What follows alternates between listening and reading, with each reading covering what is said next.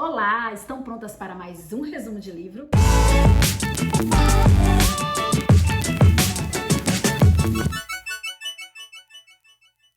E o livro de hoje é o best-seller Em Busca de Sentido. E esse livro foi escrito por Viktor Emil Frankl, um judeu nascido em 1905 na cidade de Viena e que morreu aos 92 anos em 1997. Ele foi considerado uma das figuras mais importantes da psicologia no século XX. Viktor Frankl foi um neuropsiquiatra e fundador da terceira escola vienense de psicoterapia, a logoterapia e análise existencial.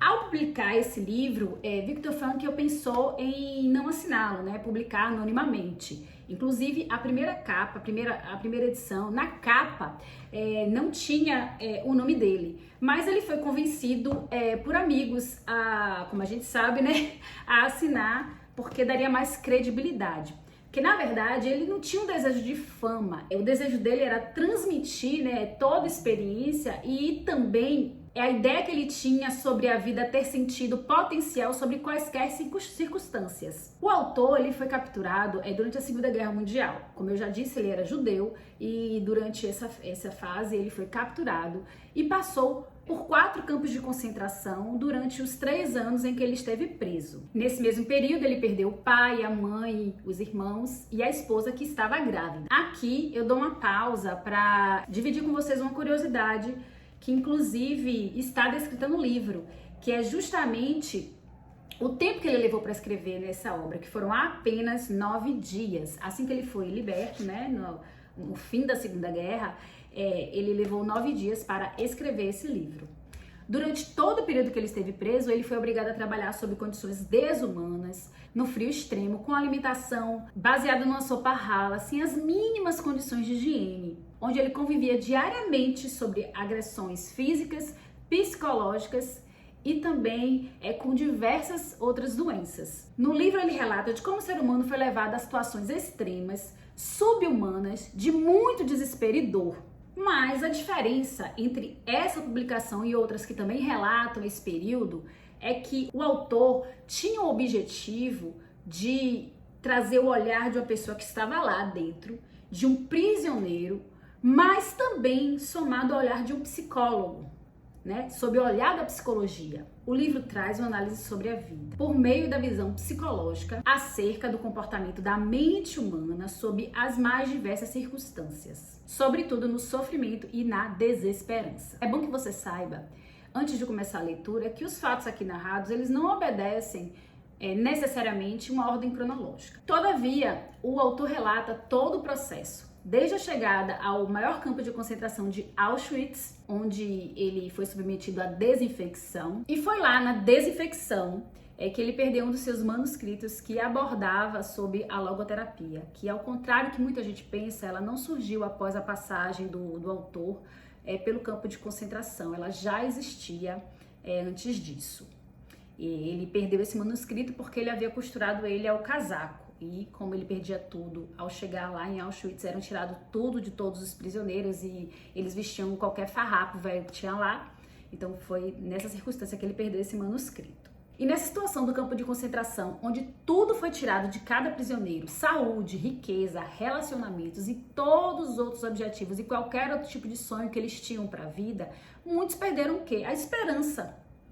E nesse processo foram morrendo cada vez mais e mais pessoas. Não só de subnutrição ou de maus tratos ou qualquer outra doença, mas também eles cometiam suicídio porque eles não viam mais motivos para viver, eles não viam mais sentido na vida. Em uma das passagens do livro, o autor conta que uma noite um companheiro de barracão dele estava se debatendo e parecia estar em um pesadelo. E ele pensou em acordar para livrar aquele companheiro daquele sofrimento.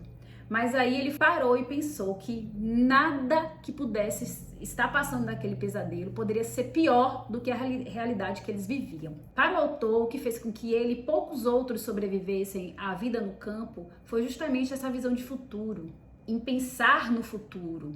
Eram aqueles que queriam ser livres novamente e o mais importante, que viviam em função de um sentido a ser realizado, de um trabalho a ser concluído ou os que desejavam rever entes queridos. E a gente pode resumir toda essa reflexão na frase que o próprio autor traz no livro, uma frase de Nietzsche: quem tem por que viver aguenta quase todo o como. O livro, nas suas versões mais recentes, conta não só com essa parte riquíssima de toda a descrição, né, que o autor traz sobre a visão da psicologia, da vivência que ele teve como prisioneiro nos campos de concentração. A pedidos, ele acrescentou mais duas partes.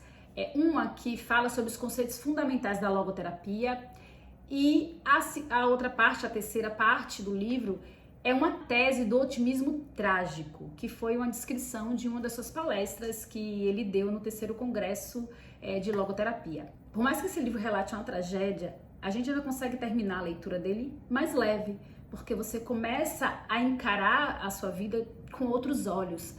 Você consegue enxergar o potencial que o ser humano tem de superar os obstáculos e os desafios.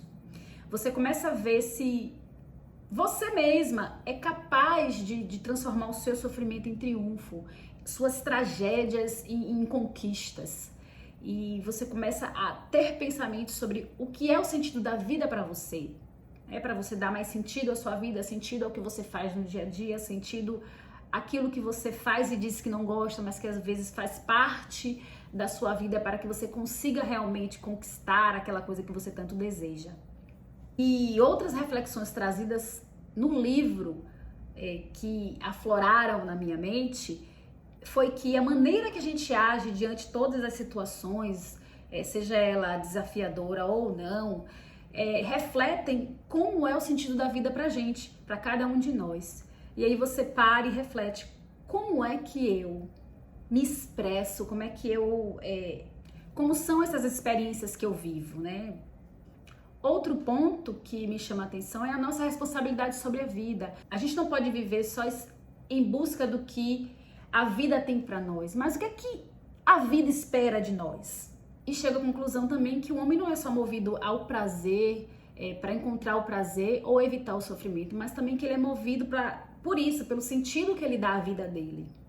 Quando a gente se depara com um momento de sofrimento, de dor, ou que a gente está vivendo assim um momento de morte iminente, a gente passa a refletir não somente sobre o sentido da vida, mas também sobre o sentido desse sofrimento. Por que se passa por isso tudo?